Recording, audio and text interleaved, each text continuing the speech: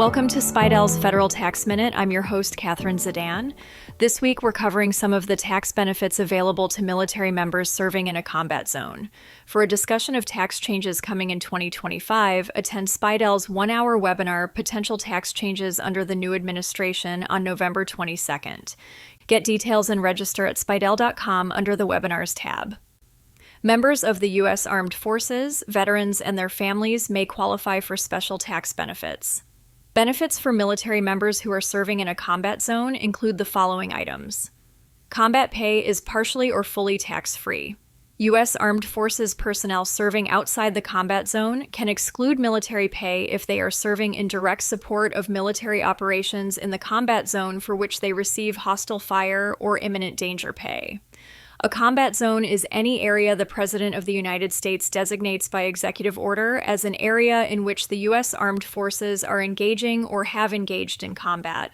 Qualified hazardous duty areas are determined by Congress.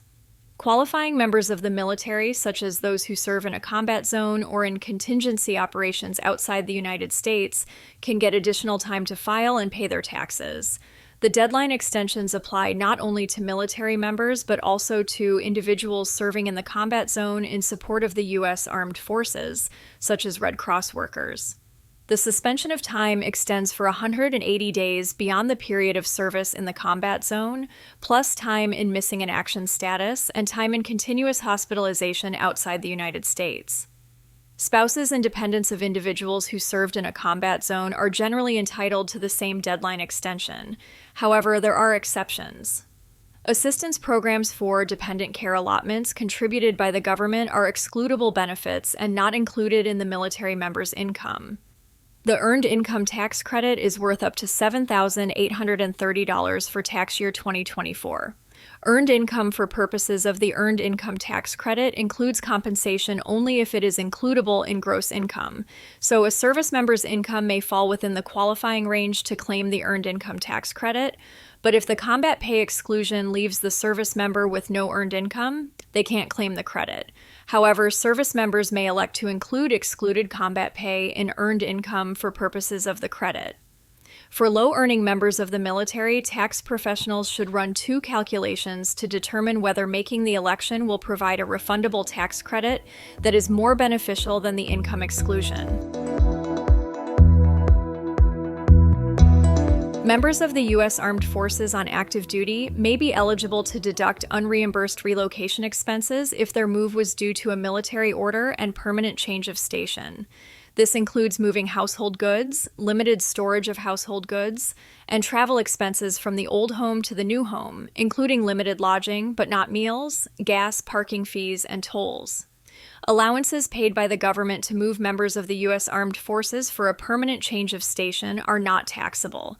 However, expenses paid with any allowance are not deductible. Military spouses can retain their state of legal residence when they move pursuant to the service member's military orders, even if they do not have the same state of legal residence, regardless of the date of marriage.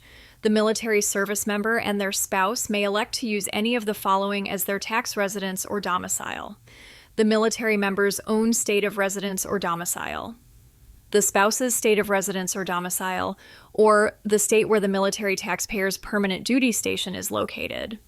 This means that the service member and the spouse do not have to share a state of legal residence for the spouse to maintain an old state of legal residence, and they can choose which eligible state to use for tax purposes. Attend Spiedel's Federal Tax Update webinar and be prepared for the upcoming filing season. This 8-hour course will cover everything that happened during the year, and you can see a list of topics covered and get registered at spiedel.com. That's all for this week. Join us next time for another episode of Spiedel's Federal Tax Minute.